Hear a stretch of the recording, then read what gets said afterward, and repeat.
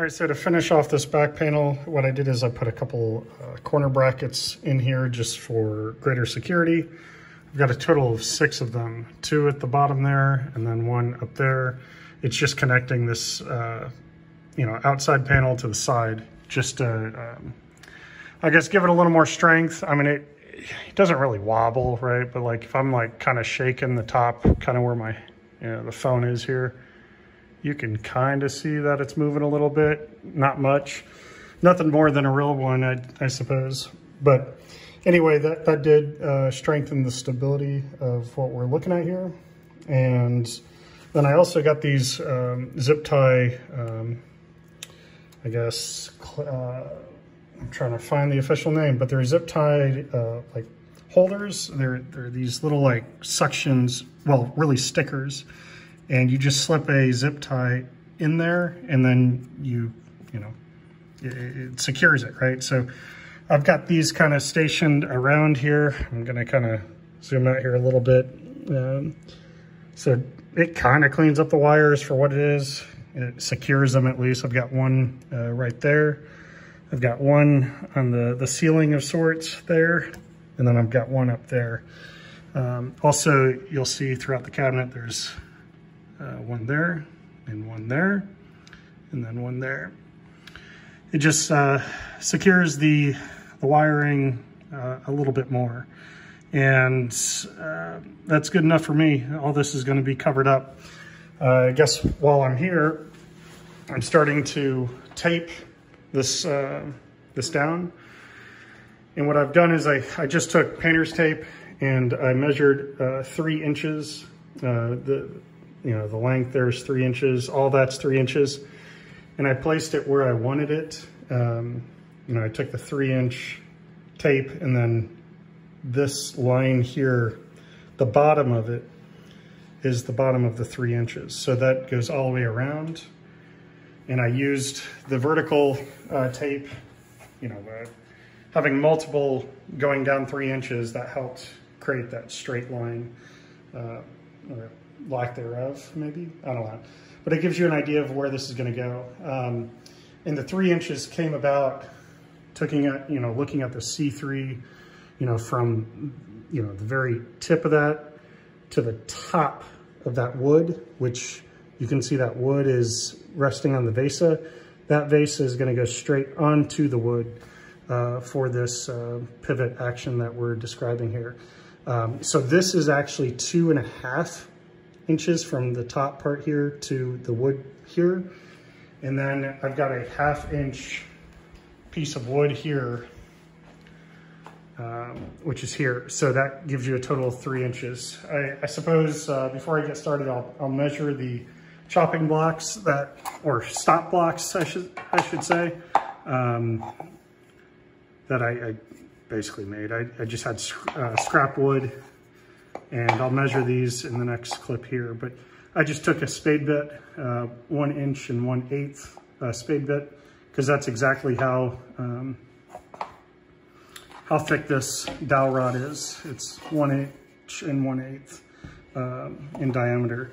So it fits perfect there. I suppose I need to balance this, but there you go.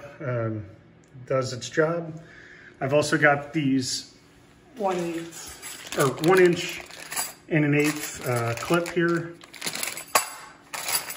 Here we go, or maybe it's just 1 inch. They clip right on, and I'll be securing them. I'll probably use all 4 of these. I think there's 4 in here. There are a total of 5, it looks like. No, 4? I don't know.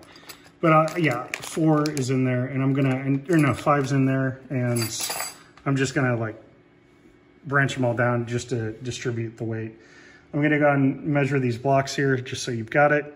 Obviously, I've got to cut the dowel rod here still, but I took a jigsaw. I just got a cheap jigsaw, and I just measured and removed the 2 lines here.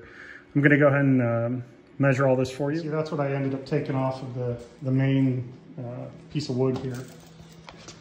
And without further ado, we're at 22.5 width, and then long we are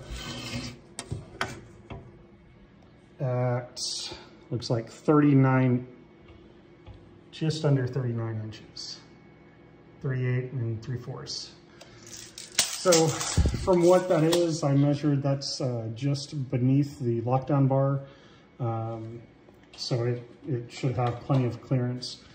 That is the width of the cabinet. I also cut out cardboard just to be extra safe as a quick test. I'll kind of show that as well. But let me get these stop blocks measured as well. So it looks like this is 3.5 inches wide, and it looks like just a tad over 4 inches tall. And the width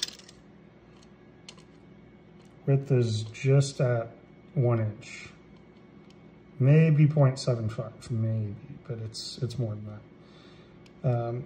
I was striving for 1 inch, and let me get this, same sort of thing. This is looking at just under 1 inch, and the measurement here is 3.5, and it looks like 4.5.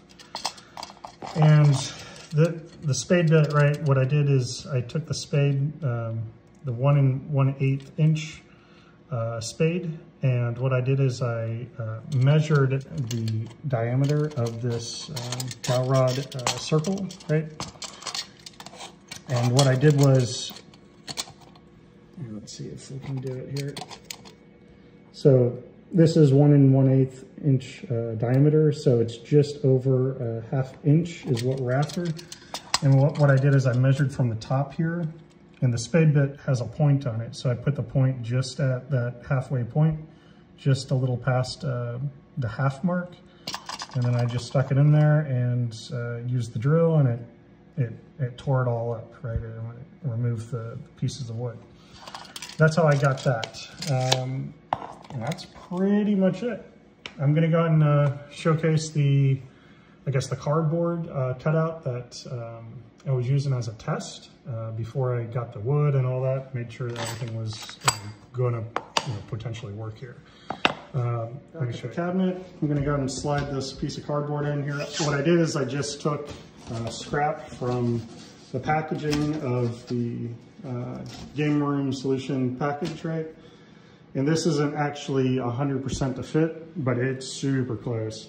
You can see there's just a tad bit of opening there and a tad bit of opening on this side.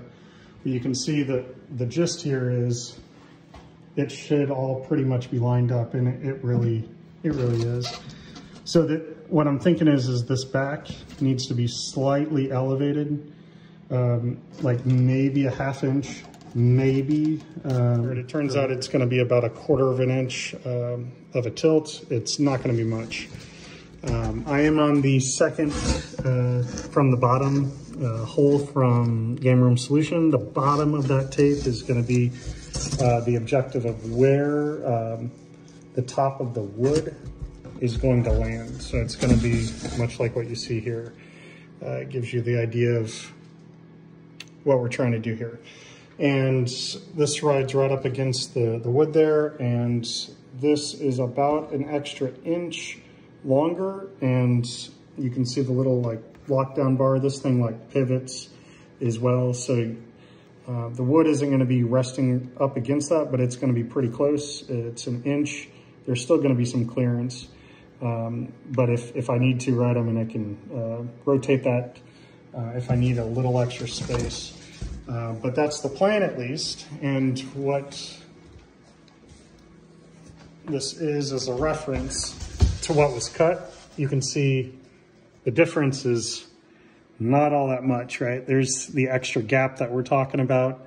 It's cardboard after all, so it's completely, just a trial run. And there's the extra inch, piece of wood that we've got to handle here. So all in all, that was a practice run with the cardboard, and about to get started here. A little nervous. I figured I'd give this a test run of how this stop block's going to do and what it's going to look like on the wood. I was looking for, you know, cracking and such. It looks pretty good. There's nothing. Those are all just marks from the blocks that I was screwing in. I used the extra paneling that were screw-ups that were sent over as a test. So that's a perfect situation here. So this stop block, it's not going anywhere. I mean, I can lift this whole panel up based on these 4 screws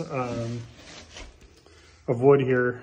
It's not even the best, it's not the flattest piece of wood anyway, right? Because I used a jigsaw to cut through that because I didn't have a saw on hand. So as long as you've got a,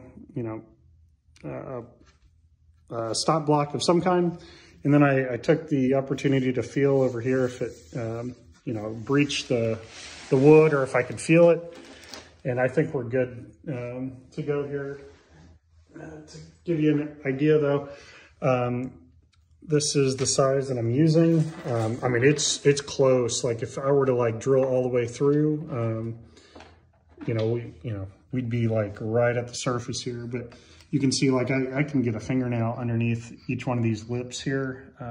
Like I'm not going all manhandle on this to get it as, as flush with the wood as possible. If it gives you an idea, let me see what we can do here. I'm just setting one of these on here. The screw here, if it gives you any idea, like if I'm going all the way into the wood, like you can see, like it's right on the edge. That's a little nerve-wracking for me. So I'm like hitting right about just below this T-molding crease is basically where I'm stopping here.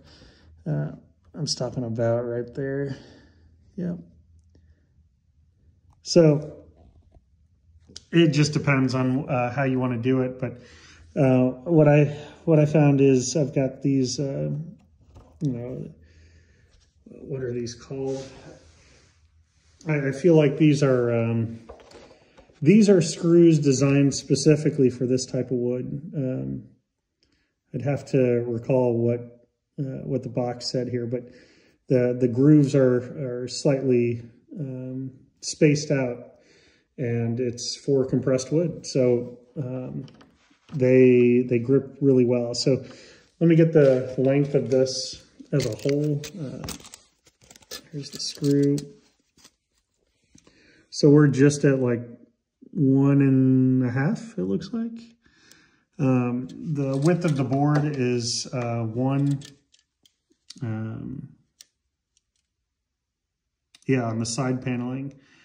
And as long as your stop block is, more than, a half, inch here, it's got no way it's going through here. So maybe I just have one block here that's extra small here, but the one that I've tested out here, like if I go all the way through, it's still not hitting the surface, but boy, is it close. I'm still giving it a little extra, but I'm fortunate that I've got to do a test run here. I'm going to go and get situated on the stop blocks that have the dowel rod holes in them.